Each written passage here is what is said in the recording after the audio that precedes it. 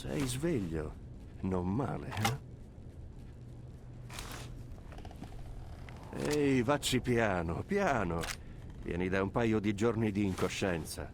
Perché non ti rilassi per un secondo? Così ritrovi l'orientamento. Vediamo di che entità è il danno. Il tuo nome? Puoi dirmi il tuo nome? Ah, non posso dire che l'avrai scelto per me, ma se è il tuo nome, è il tuo nome. Io sono Doc Mitchell.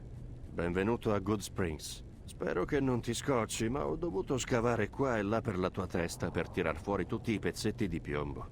Vado fiero del mio lavoro da ago, ma dovrai dirmi se ho lasciato qualcosa fuori posto. Come me la sono cavata?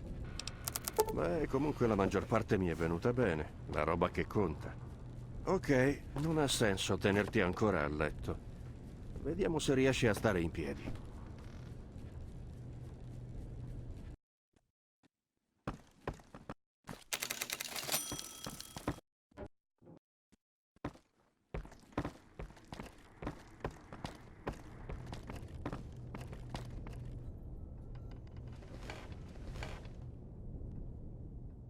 Va.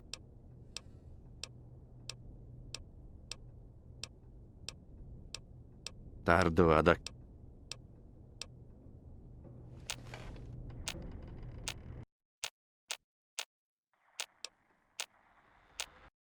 Vieni con me, ti accompagno fuori. Ecco, questa è...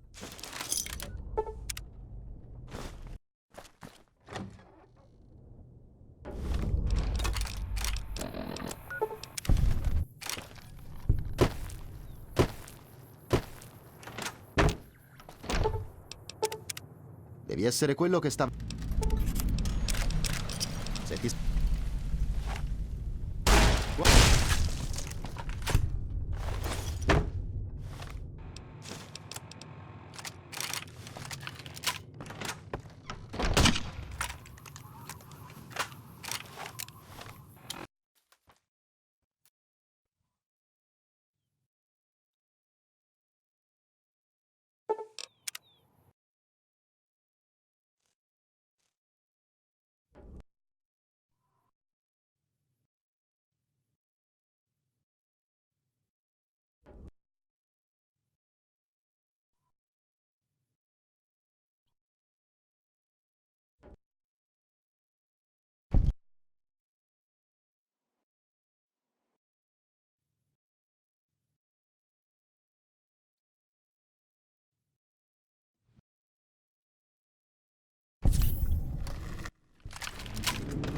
Howdy, friend.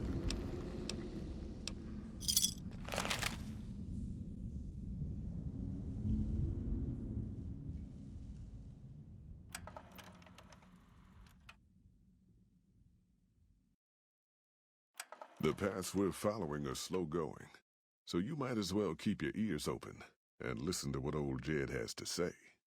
A few decades back, folks in the NCR started to hear about a community in northern Utah called New Canaan. Didn't know much about them, except that they were religious folks, sent out missionaries to talk to the tribes. We've seen our share of cults, but the New Canaanites, they were honest traders. Good fighters, too. Raiders wouldn't tangle with them. But then, the Legion appeared in Arizona. I reckon you know all about them. Turns out Caesar's first war chief, the Malpace Legate, was a New Canaanite, Joshua Graham. Legend goes that Graham was the meanest, toughest son of a bitch in the whole damn Legion. The New Canaanites wouldn't talk about him. They were ashamed. Guess I can't blame them. Well, at Hoover Dam, the Malpace Legate finally met his match. Hanlon and Oliver kicked his New Canaanite butt right back over the river. Caesar had to make an example for the others, to show them that even at the highest level, failure wouldn't be tolerated. He had Graham covered in pitch, lit on fire, and thrown into the Grand Canyon. People say he didn't even scream on the way down. Not long after, some of the slaves and tribals started to talk. Said Graham wasn't dead. Shouldn't have been any surprise. All this talk bothered Caesar. so he forbade anyone from speaking his name. Wanted to erase Joshua Graham from history. He got his wish. Joshua Graham disappeared, and in his place came legends of the burned man walking the wastes. Probably just a tribal ghost story. But New Canaan's been silent for a long time. Maybe it's a coincidence. Maybe the Malpace Legate is dead. Or maybe Joshua Graham did crawl out of that canyon and finally found his way back home.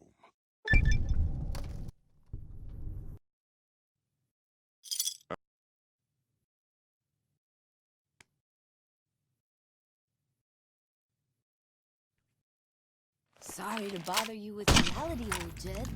Who cares if we can't get back out the way?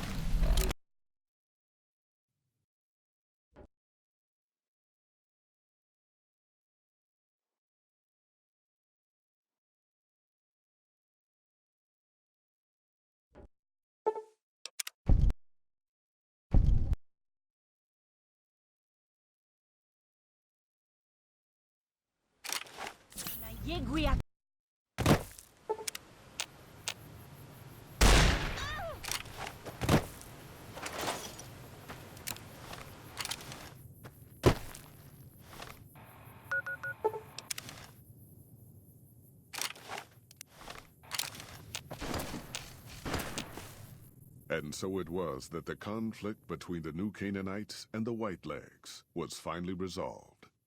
The courier's involvement had tipped the scale, shifting the fragile balance of power. Already weakened by several seasons of bad trading, the Happy Trails Caravan Company was devastated by the failure of its expedition. The New Canaanites never re-established ties with the caravan. Their experiences with outsiders near the Great Salt Lake and in Zion had been far too negative. Within 6 months, the Happy Trails Caravan Company was bankrupted and dissolved. And with that, the courier walked out of the history of the tribes of Zion and back to the gathering storm of the Mojave Wasteland.